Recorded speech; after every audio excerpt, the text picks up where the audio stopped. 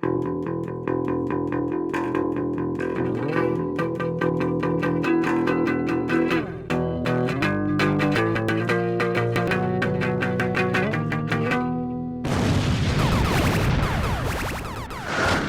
doing this. Let's do this. Let's burn right through this. Let's do it. Let's get this shit show over with. Let's do it. Let's not delay any time. Hey, everyone. I don't want to delay any. Would you stop talking? One of us has to go. Is it me? Yeah, let's not. You should go. All right, I'm going. Hello, you should everyone. be the one to go first. Ah, God damn it. Hi, everyone. I'm Andrew from the Media Lunch Break podcast. I've got Chris with me as well. We want to talk to you a little bit about Avengers Endgame, but we thought we'd spruce it up a little bit, throw in a little bit of seasoning with Avengers Infinity War, which was the third one, the one right before Endgame. And also we're going to talk to you a little bit about comparisons. We're going to compare and contrast those two movies to the comic book Infinity Gauntlet, which it's based off of. I also have with me Chris Triebel, my co-host. Chris, say hello. Hello. That was a weird one. Should I do a different one? Hello. Hello. Those are the three you get. Choose. Or take all three. I don't care. Whatever you want to do. Great. We're off to a great start. Let's talk a little bit. Let's jump right into it. Some comparisons between the comic book and the two movies we got by the Russo brothers in the MCU. So I want to talk about the beginning of Infinity War. Silver Surfer in Infinity Gauntlet flies right into Doctor Strange's house and warns everyone about Thanos. But in this movie, they obviously didn't have the Silver Surfer because he's owned by Fox, right? Yes, correct. Fox. So they instead did the Hulk, which worked out perfectly. Mark Ruffalo is a great choice to do that. And it also gave inspiration for the character to not be able to turn into the Hulk, which worked out nicely. Thanos in the movie turns Drax into cubes and Mantis into ribbons. And in the comic, which you read it as well, right? Yes, I did. So we get Eros and Nebula, who are turned into cubes and ribbons in the comic, which is interesting. It's almost exactly the same shot as in the movie as in the comic, which is pretty cool. We also see that Nebula in the comics is tortured pretty badly by Thanos, although she seems to be tortured a lot more in the comics than in the movie. In the movie, she looks pretty normal, but, he just sort of electrocutes her or whatever. There's a part where she's almost strangled in Endgame. In the comic, she also begins already having been tortured. Although I think she's already tortured when we are introduced to her in the movies as well, right? Because she says every time she lost a battle to Gamora, right, he would, replace a piece of her. Right, but in the comic version, if you notice, she's kind of so tortured and beyond that she doesn't even speak. She's almost unconscious type of thing. Yeah, whereas she's super fucked up. In the movies, she's a very functional person. Mm-hmm. Yeah, in the comics, she doesn't really talk. She has these horrible burns and scars all over her face and body. She looks like she hasn't been fed in a very long time. I think he even says Thanos keeps her on the borderline between death and life so that she can never escape the torture. Right. Really showing, what a great guy Thanos was. Dad of the year. Nebula also doesn't put on the gauntlet in the movies, but she does have it for a second. And we talked in the show about how I thought she was when she was cornered by Gamora, her future self, and Hawkeye, I thought she was going to slide her hand right into there, and we were going to have a whole different set of problems for the end of the movie. They shoot her before that could even be an option, but I thought that would be an interesting choice. It happens in the comic, and she, totally is the strongest being in the universe for a second.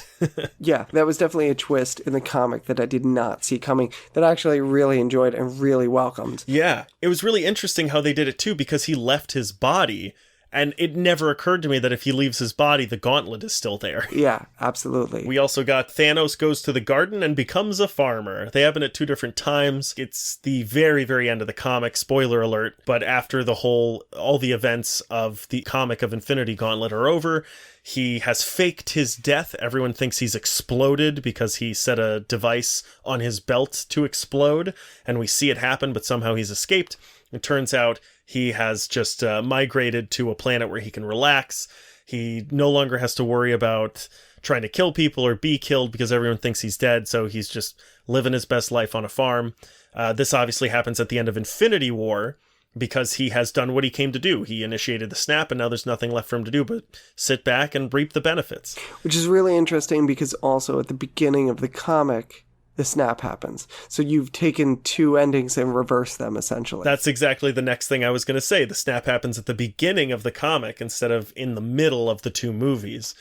which is very interesting. Before they even have an encounter with Thanos in this storyline, they've encountered him a couple times before, very briefly. But this storyline begins from the Avengers' perspective with just people disappearing and they don't know why, which is an interesting way to look at it. Right. It's not so much the climax of something, it's the jumping off point for the entire storyline. Yeah. Did you have anything else you wanted to compare or contrast, or is that pretty much everything? Those are the big ones. Probably the biggest thing, just in overall, is the fact that this is a little more cosmic. The comic is a lot more cosmic an entity than the movie is. You know, most of the actual heroes that you know and love from the Marvel Universe aren't actually featured in it very heavily. Iron Man, Captain America, Thor, even the X-Men, they're in it for a brief bit of time, usually in the beginning of the first 2 issues, I would say. And then after that, spoiler, they're actually killed until they're brought back to life at the very end. For most of the time, this is Thanos actually battling a lot of cosmic beings that in the movies we've never even heard mention of. Right. There's definitely a lot more that's different from the comic to the movies than similar. It's very, very little, right? Like there's a snap, right, and Thanos. That's about pretty it. much the basic bones and the premise. Yeah. Is the same, and then from there they did 2 different jumping off points and told 2 very different stories. Yeah, for the better, I'd say. Would you say the movies are a little better than the comic? I really like the movies better than I like the comics. Yeah. The comics kind of suffer from something that we've talked about with other really classic storylines, and that is just kind of a clunky plot line that could be smoothed out a little better. For the most part, you know, the plot doesn't really go anywhere. There's a little bit of fighting with Thanos and no one knowing how to defeat him, and then all of a sudden he's defeated, and that's pretty much it. There's not a lot of back and forth. Yeah, I agree. I think the movies are nearly a work of art. Yeah. There's pros and cons with the comic. I don't really have any cons with Endgame. It would have been really cool to see Nebula put on that gauntlet, but other than that, I think Endgame surpasses everyone's wildest expectations. I agree. Yeah, absolutely. All right. Thank you, everyone, for listening in. That's the end of this video. Be sure to check out our podcast. You can find it on iTunes, Spotify, Google Play Music, or SoundCloud. That's soundcloud.com/themedialunchbreak. You can also follow us on Twitter, where our handle is @MediaLunchBreak. We're on Facebook. We're on Instagram. You're watching this video on youtube.com/themedialunchbreak. Feel free to check out our Patreon. We have a bunch of really good benefits there. That's patreon.com/themedialunchbreak. You can send us an email on themedialunchbreak@gmail.com, or you can visit our website at themedialunchbreak.com. Thanks for watching. Thanks. Bye. That's probably fine.